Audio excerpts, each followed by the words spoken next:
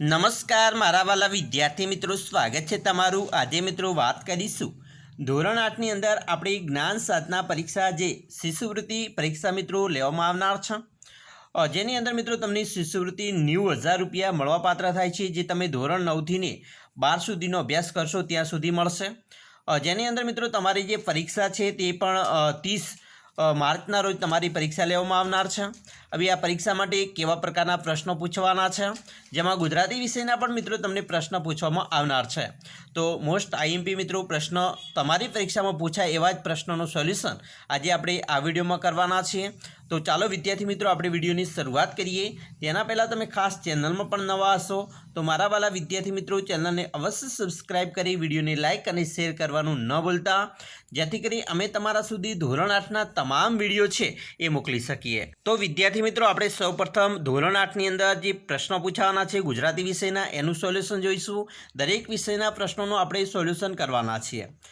પ્રશ્ન મિત્રો એક છે તમારો, નીચેનામાંથી કયો મૂળાક્ષર વ્યંજન નથી? તો અહીંયા તમને 4 ઓપ્શન આપેલા છે, મ, રૂ, ક અને ડ। અહીંયા રૂ છે એ વ્યંજન નથી, રૂ છે એ શું છે તો સ્વર છે। બીજું, નીચે આપેલા મૂળાક્ષરો પૈકી કયો મૂળાક્ષર મહાપ્રાણ છે? તો મિત્રો મહાપ્રાણની વાત કરી છે, જે તમારા પાઠની અંદર મિત્રો વ્યાકરણમાં ભાષા સજ્જતામાં આવે છે, તમે જોઈ શકો છો। તો અહીંયા ખ છે એ મિત્રો મહાપ્રાણ છે। ત્રીજું છે ઓષ્ટ વ્યંજન ઓળખો। ઓષ્ટ એટલે ઓઠથી બોલાતો ભ, તો ભ છે એ મિત્રો ઓષ્ટ છે, બાકીના બધા છે એ મિત્રો અલગ અલગ વ્યંજનો છે। ચોથું છે અનુનાસિક ધ્વનિ ઓળખો। તો અહીંયા મિત્રો મ, તો મ છે એ શું છે અનુનાસિક ધ્વનિ છે। પાંચમું, અલગ પડતું ધ્વનિ જોડકું શોધવાનું છે। મિત્રો અહીંયા જ, ટ, ઢ ને ઠ, તો એ અલગ પડાય છે બાકીનાથી, તો એ આપણે અહીંયા અલગ પડતું ધ્વનિ જોડકું થશે। સાચો ક્રમ ઓળખવાનો છે। અહીંયા મિત્રો સૌપ્રથમ કંઠ્ય આવે, પછી તાલવ્ય આવે, મૂર્ધન્ય આવે, દંત્ય અને છેલ્લે આવશે ઓષ્ટ્ય, એટલે કે બી ઓપ્શન આપણો સાચો છે। સાતમું છે હું અઘોષ અને અલ્પપ્રાણ ધ્વનિ છું, તો મિત્રો શું આવશે ટ। અહીંયા મિત્રો સરસ મજાનું એક કોષ્ટક છે, તમારી ગુજરાતીને પાઠ્યપુસ્તક છે તેમાં, તો એક જ જે ચિંતકારી જે પાઠ છે એની પાછળ, તો એ જે મિત્રો કોષ્ટક છે એ ખાસ તૈયાર કરી દેજો, બરાબર, તમને મિત્રો ખૂબ જ ઉપયોગી નીવડશે। આઠમું છે અલગ પડતો ધ્વનિ ઓળખવાનો છે, તો અહીંયા મિત્રો ન છે એ બાકીનાથી અલગ પડે છે। નવમું છે મને ઉચ્ચારવા બોલવા માટે હવાનું મોજું નાક વાટે દ્વારા પસાર થાય છે, તો એને મિત્રો કેવા ધ્વનિ કહેવાય? અનુનાસિક ધ્વનિ કહેવાય છે। 10મું છે ચ, છ, જ, ઝ ધ્વનિ જૂથ એ કેવું છે? તો તાલવ્ય છે। 11મું છે ખોટી જોડ શોધવાની છે, તો અહીંયા ભ, બ, ભ, જ, જ એ ખોટી જોડ છે, બાકીની સાચી જોડ છે, જેમ કે ટ, ઠ, દ, ધ, બરાબર, ક, ખ, ગ, ઘ, ટ, ઠ, ડ, ઢ, દરેક છે એ મિત્રો અલગ અલગ રીતે જે તાલવ્ય, કંઠ્ય, બરાબર, દંત્ય દ્વારા બોલાતા હોય છે, જ્યાં કે પ, ભ, જ, જ એ અલગ પડે છે, બરાબર, બ, ભ, બ અને ભ, જ, જ અહીંયા તમે જોશો તો એ અલગ ઉચ્ચાર થાય છે આનો।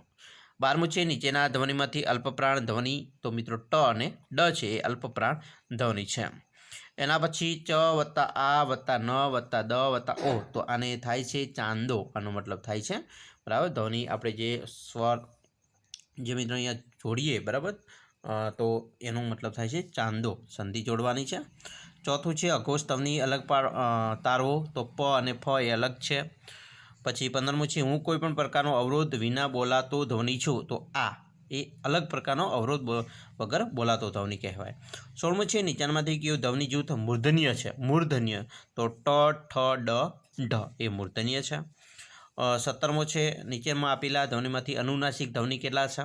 તો મિત્રો અહીંયા પ, મ, ચ, અણ, ડ, તો આમાં 3 છે એ કેવા છે? અનુનાસિક છે, બરાબર, તમે જોઈ શકો છો।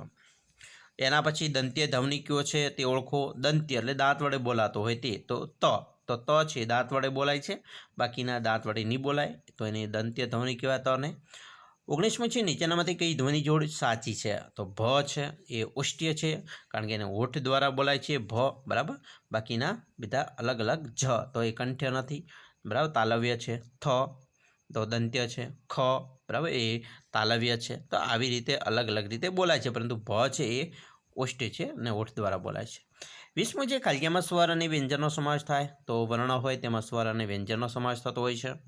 21મું છે નાદતંત્રી સહેજ વધારે કંપન કરે ત્યારે ખાલિયા ધ્વનિ ઉત્પન્ન થાય, તો કેવો થાય? ઘોષ ધ્વનિ.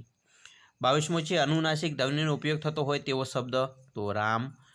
પછી 23મો છે આકાશમાંથી દેવ ઉતર્યા, વાક્યમાં કયો શબ્દ સ્વરથી શરૂ થતો નથી? તો દેવ એ નથી થતો, બાકીના બધા સ્વરથી થાય છે, જેમ કે આકાશમાં આ અને ઉતર્યામાં ઉ, બરાબર. બાકી દેવ છે એમાં વ્યંજનથી શરૂ થાય છે. ચોથું છે મિત્રો અહીંયા ડ અને ન બંને કયા પ્રકારની ધ્વનિ છે? બરાબર, તો એ અનુનાસિક છે, બરાબર, આ બંને. 25મો છે જુમો, ખાલી ગયા હતો, જોડણીની દ્રષ્ટિએ સાચો શબ્દ લક્ષાધિપતિ. તો લક્ષાધિપતિ આપણે આ રીતે લખાય છે.